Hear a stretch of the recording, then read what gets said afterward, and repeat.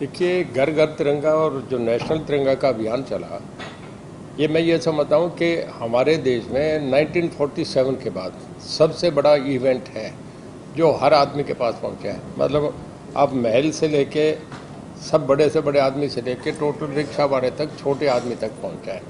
हर rickshaw वाले ने, auto वाले ने, छोटा जो दुकानदार था जिसकी चाय की दुकान है, उससे लेके जितने मकान है सब पे लोगों ने झंडा लगाया। पूरे बाजार रंगों में भरे हुए थे और मैं ये समझता हूँ उसने एक राष्ट्रीयता की भावना पैदा करी है। मेरे ख्याल में जितने लोगों पे ये इवेंट पहुँचा है 3 दिन में, कभी पोलियो ड्रॉप्स भी पॉपुलर हुआ पर उसका भी इतना नहीं था जितना ये हुआ है। 3 दिन में इतना कोई इवेंट आम लोगों के पास नहीं पहुँचा। मेरे ख्याल मैक्सिमम लोगों के पास ये पहुँचा है। नंबर 2, राष्ट्रीयता की भावना को सबसे ऊपर उठा दिया। हमारी बातें सब कास्ट, धर्म, रिलीजन वो छोटे पड़ गए और नेशनल फ्लैग देश का सबसे बड़ा हमारे लिए एक गौरवान्वित बन गया। प्रधानमंत्री जी का ये मैसेज बड़ा प्रेरणा स्रोत था, लोगों ने हाथों हाथ लिया। केरला से लेके कश्मीर तक कहीं एक विवाद नहीं था। कश्मीर में भी झंडे लगे, सब जगह नेशनल फ्लैग लगा।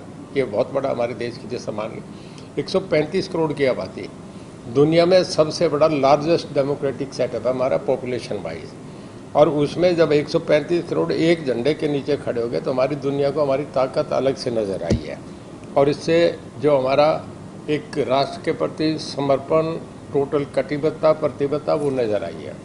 देखिए, हमारे जो नए बच्चे हैं उन्हें ये पता नहीं आज़ादी कैसे दी गई थी। ये दोबारा वो इतिहास दोहराया गया इससे कि किस तरीके से जलियांवाला बाग की घटना हुई, किस तरीके से शहीद भगत सिंह, आपके उधम सिंह, राजगुरु जिन्होंने शहादत दी और उन्होंने जो सारा करा उसके कैसा हमने आज़ादी कैसे हासिल करी, एक सारा का सारा पूरा पिछला सारा समय रिपीट हो गया।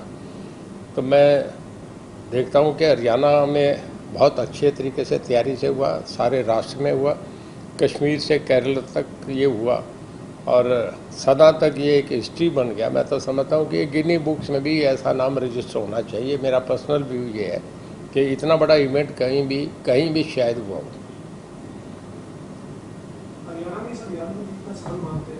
है जी, हरियाणा में कितना सफल मानते हैं सब यार?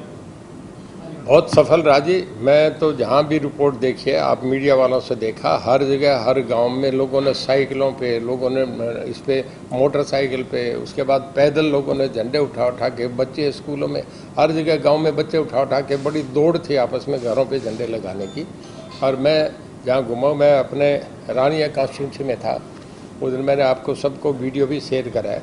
मेरे ख्याल में 1000 से ज़्यादा गाड़ियों का काफिला था जो लोग अपने आप ही उसमें अभियान में, हमने एक दिन पहले करा कि कल ऐसा एक जुलूस निकालेंगे, 20 गांव में उस रूट का बनाया और मैं आपको वीडियो भी दिखाऊंगा। ज़बरदस्त ये मैसेज गया जी। सर, आज हाई पावर परचेज कमेटी है, हाई पावर परचेज कमेटी की भी मीटिंग है, बिजली विभाग की भी, क्या उसमें एजेंडे शामिल है? देखिए, ये बड़ा एक रूटीन है कि जब भी कोई परचेजेज होती है तो हाई पावर परचेज कमेटी को रेफर होती है। जो बड़े प्रोजेक्ट होते हैं, जो 50 करोड़ से ऊपर की परचेजेज हैं, तो उसमें हमारे सीएम साहब बैठते हैं, ऑनरेबल सीएम बैठते हैं और उसमें जो जिस डिपार्टमेंट के मिनिस्टर की जिसकी परचेज होती है कंसर्न मिनिस्टर भी बैठता है। उसमें फाइनेंस सेक्रेटरी, प्रिंसिपल सेक्रेटरी और सारे ऑफिसर्स, सारे एमडी जो उस डिपार्टमेंट से हैं, मतलब एक 30-40 लोगों का बड़ा एक ट्रांसपेरेंसी रहती है कि हर आदमी को पार्टिसिपेट करने का मौका मिलता है। लोवेस्ट वन होता है, तो इसमें सब जितनी परचेजेज है सबके सामने होती है। बड़ा अच्छा लगता है ये।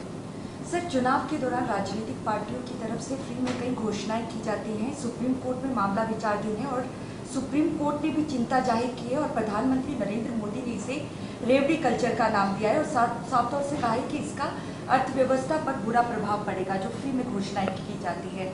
आपकी इस पर टिप्पणी है? देखिए, मैं सुप्रीम कोर्ट की राय से सहमत हूँ और प्रधानमंत्री जी ने जो कहा है कि रेवड़ी कल्चर बंद होना चाहिए। देखिए, हम कह देते हैं, हम अपना चुनाव जीतने के लिए एक से एक बात कहते जाएंगे, लोगों से झूठे वायदे करेंगे, उसके बाद जब ज़मीन पे आते हैं तो कुछ नहीं होता। इसी करके जिसे कहते हैं एंटी इनकम्बेंसी फैक्टर, कि अगली बार लोग फिर सरकार को बदल देते हैं कि आपने वायदा करा था, आपने पूरा नहीं करा। आपको फाइनेंशियली इम्प्लीकेशन देखनी पड़ती है। अगर आपकी जेब में 50 का नोट होगा तो आप किसी 7 स्टार होटल में खाना कैसे खाने जाएंगे? आपको वही करना चाहिए जो आपकी स्टेट अलाउ करती है। आप पे जितना बजट है उसी देखो, कहते हैं ना, रजाई देख के पैर पसारने चाहिए। अब खाली सत्ता हासिल करने के लिए आप दे रहे हैं। कि एक केजरीवाल जी इस मामले में ज़्यादा पॉपुलर है, जो झूठी घोषणाएं कर देते हैं, दिल्ली में कर दी, यहाँ कर दी, पंजाब में कर दी।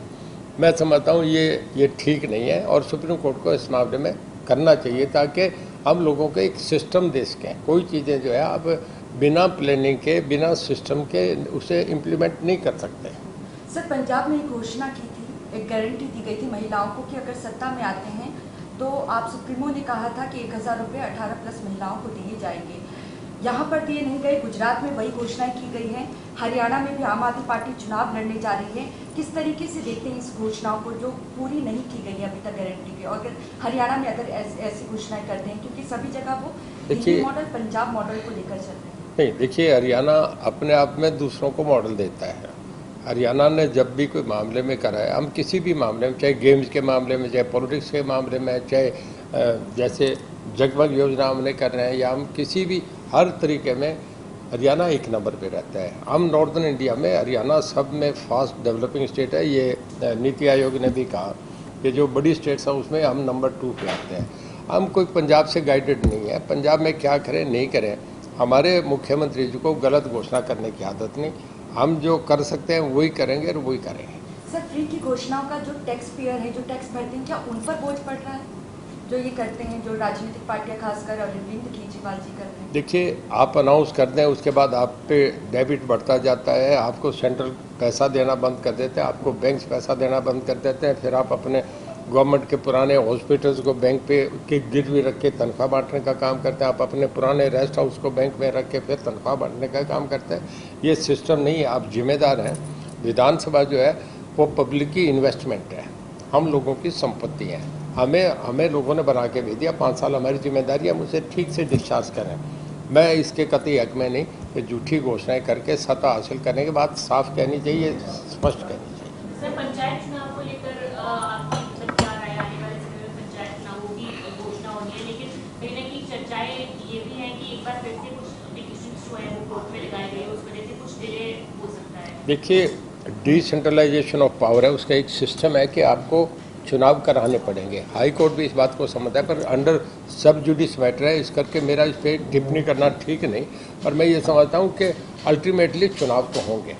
एक आध आदमी जाता है, उससे ये रुका नहीं करता कि चुनाव है, लोगों का अपना प्रजातांत्रिक हक है, सदा से लोकल बॉडीज बनती आई हैं, लोग वहीं के लोग वहीं रूल करेंगे, उन्हें करना चाहिए। हमें यहाँ से जाके हम चलाएं तो हमें पता नहीं होता, पर क्योंकि हाई कोर्ट इसमें डिसाइड करेगा, इस करके इस पर मेरा टिप्पणी करना बेहतर नहीं होता।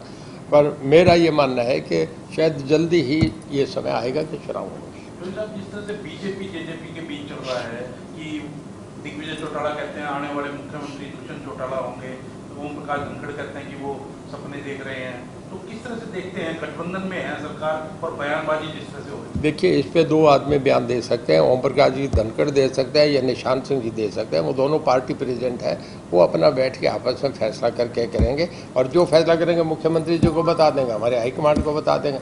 हम इस बात की क्यों नहीं, हम तो बड़े अच्छे तरीके से कर रहे हैं, हम अपने अपने काम कर रहे हैं, हमें किसी से कोई एतराज नहीं। ये पार्टी के निर्णय, पार्टी फैसला करें। आज वो जेजेपी गठबंधन में है, उसके बावजूद निशांत सिंह कहते हैं कि अच्छे मुख्यमंत्री तो ओम प्रकाश चौटाला थे जो एडमिनिस्ट्रेटर थे, अब तो सारे ठीक है। देखिए, मैं बच्चों की बात पे कोई कमेंट नहीं करूंगा कि उन्होंने क्यों कहा नहीं कहा। वो बात पार्टी के लोग हैं, दोनों पार्टी बैठ के चेक करती हैं कौन क्या बोल रहा है, नहीं बोल रहा है। इसका हमारा डिटेल, मेरा काम है, मेरा डिपार्टमेंट चलाना, इसे अच्छे तरीके से चलाना, मैं उसी पे लग रहा हूँ, मैं इन बातों पे जाता ही नहीं।